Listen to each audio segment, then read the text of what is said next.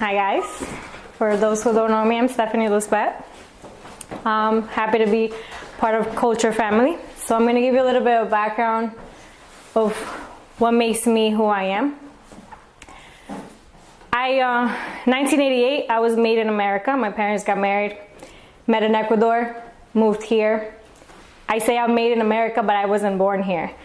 My mother, at 8 months pregnant, took me to Ecuador, just practically covered me.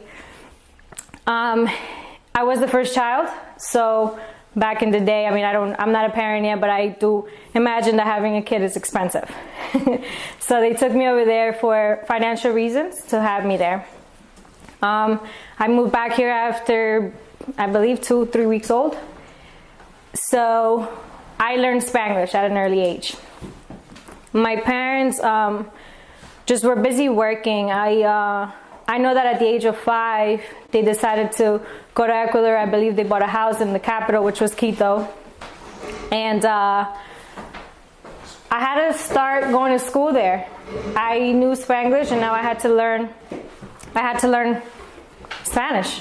I spoke it with my mother, and with my father I spoke English. So it was a challenge for me at an early age. But back to just learning a language which was hard for me to read it and write it. I love school over there. School over there is a little different than here. You kind of compete to be the top student. So I was always top 3. I worked my butt off to always be that student. But besides that, in my childhood, starting from pre-K, I was always bullied. I was little. As many as you can see, I have a scar on my face. And I had it's called nevus, the correct word, but it was a birthmark. That if you guys see a regular birthmark, it wasn't a mole, it was a regular birthmark that when I was born, my whole cheek was pink. If you guys have seen that. But then little by little it turned gray. So my birthmark was about this big. So I grew up with having insecurities about, carrying myself, because kids could be cruel. I was picked since pre-K. I laugh a bit about it now, but I did get stopped in line just for my lunch money at times. Like it was bad. And I went to pre-K. I grew up with my grandparents because my mother and my father separated, which I didn't go back. I'm going back and forth. But I remember, I am the oldest sibling, so when my parents divorced, I kind of just became the captain of my boat, which was my family.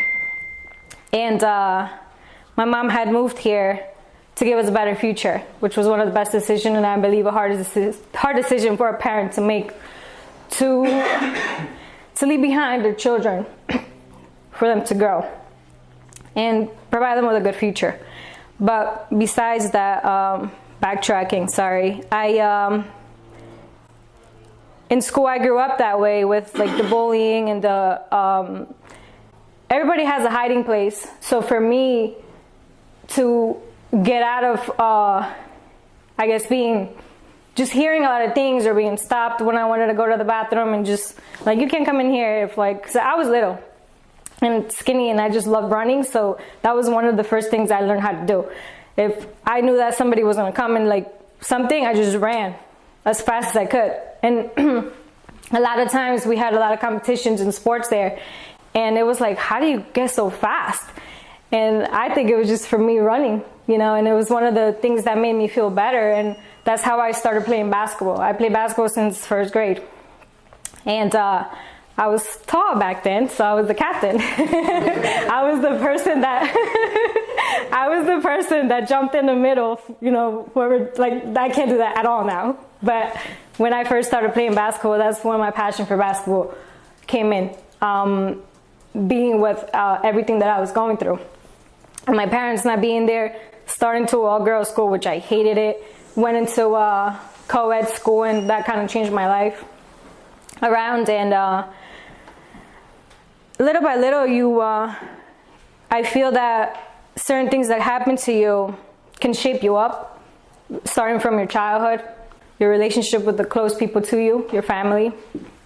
And I feel that, there was always act of kindness that I picked up from people that made some difference for me in my life. For example, when I remember, like I said, like in the midst of all that I was going through, just from somebody showing me how to tie my shoe, I still recall that moment to learning how to play basketball or just running as fast as I could. I need water.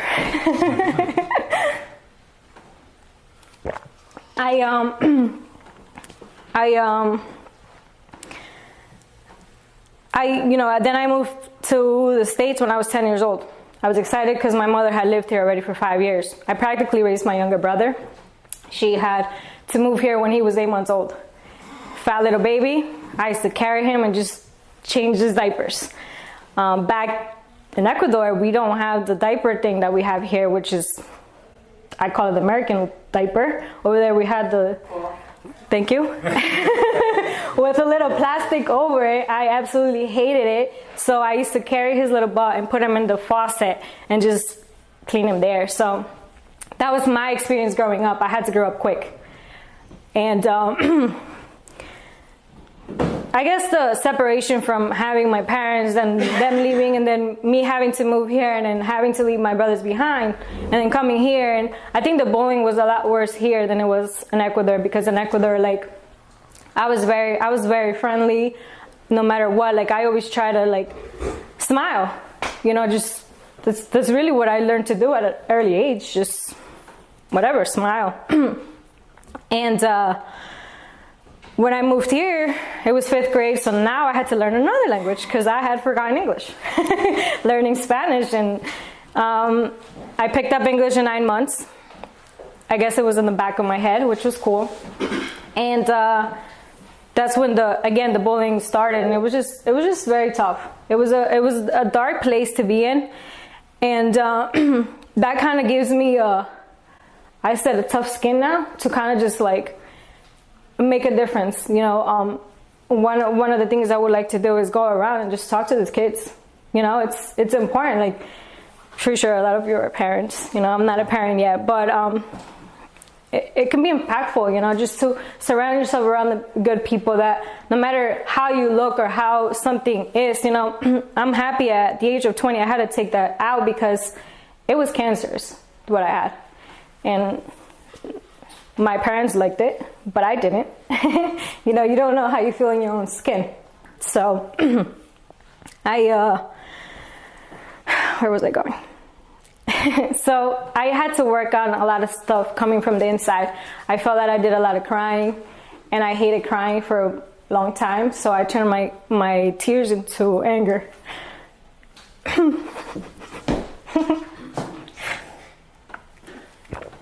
Raise that, absolutely. Keep it up, Sam.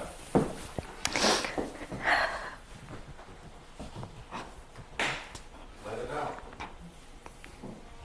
Then you have to kind of, your surrounding as you grow up, you can be surrounded by people who do drugs, do alcohol, and from an early age, my why has always been my brothers. So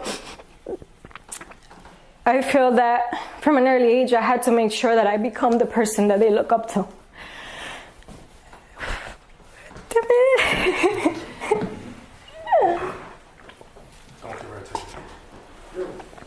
I'm good. Yeah. Shake it off. Let it out. You're good. I'm good. So, I did with that being said, I think I did something bad for myself. I crying was painful, but I turned my pain into anger, which was also bad. So I started drinking at the age of 12. My mom had a very busy schedule. She was working. I didn't have my brothers around, so I was practically like an only child, did what I wanted, whenever I wanted. So we had roommates, which my mom can hear this now, but they used to have Bacardi bottles. I used to drink them, fill them up with water afterwards. And you tell me to drink now, I hate it. I You're doing great. I cried too. So okay. Let it out. What trip to college? Don't give her a tissue, bro. Stop crying. I'm good. It's all right. There was always a voice inside my head whenever I wanted to do something bad, whether my mom smoked cigarettes as well, so she used to leave her cigarettes around at home. That's how I try them. I hate it. I just cough up a storm. Same thing, hanging out with the wrong people, you know, because I was just growing up and I was mostly home alone. So people would smoke weed and I was always that person that was like, nah, I can't. You know, I was just surrounded by that. And like I told you before, your why has to be important. My why was important at an early age. My why has been my brothers, and they still are. I got closer to God, and I'm so happy I did, because he's changed my life from the inside out. You know, Harry's pointed out that he's seen a shift in me, and that shift is not just me. There's a higher power behind it all. And from an early age, from not knowing much about drugs, because I really just stood away. Like, I hanged out with them, but I was like, oh, you're boring, you don't drink, you don't smoke, and I didn't mind that. I really didn't, because I feel that I have this personality even when I go out and dance now. Like, why do I need to? I'm happy enough. Why do I need extra something to boost me up? You know, like I told you before, everybody has a hiding place, and my hiding place became trying the cigarettes, trying the liquor, and being able to handle it at an early age. That when I grew up and you become 21, or you're to the age that you're supposed to start doing these things, I absolutely hated it. I'm big on taking care of myself, and I always was. And again, my why was my brothers. And I feel that even till this day, if I'm going to walk and do something, I don't just carry myself, I carry a lot of people behind me. I am the first college graduate in my family. Yeah.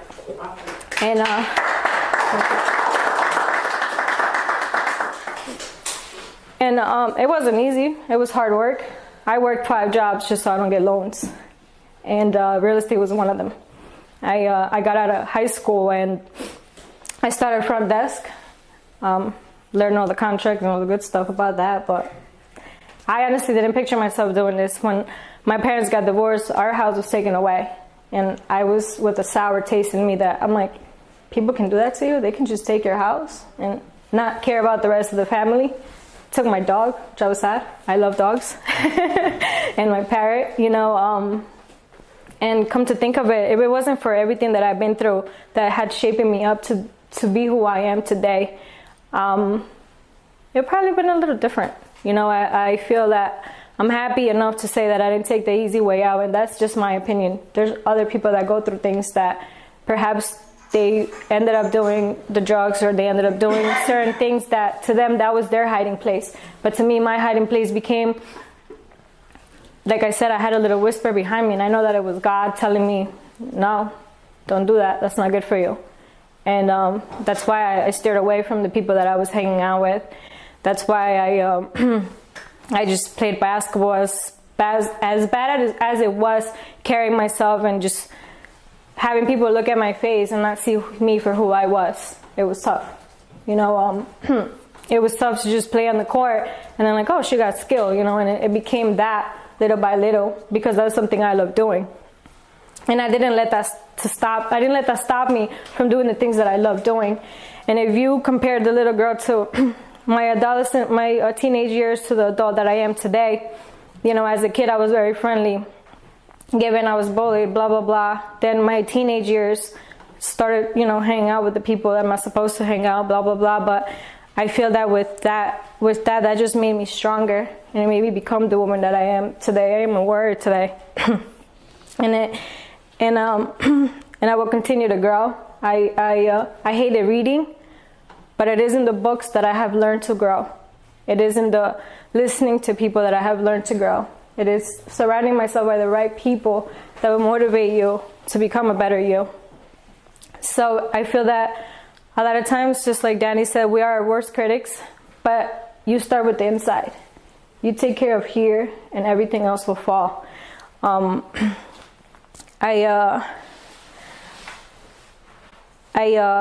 wanted to compare, like I said, the little girl to the teenage years to who I am today, because I could have been something, but I'm no longer that to what I am today. I was shy at the same time. You probably wouldn't catch me doing this, talking in front of people, but I did when I was a kid. I was in a little Red Riding Hood. I was like the grandma, and I was always the grandma role. Perhaps because I had to grow up quickly, but I was always the grandma role, which I look back and I laugh. I guess when my mom left, my grandma put me in everything she could think possible. She put me in ballet, she put me in painting, she put me in arts, but nothing compared to basketball. So no matter what she did, I always ended up doing something I love doing.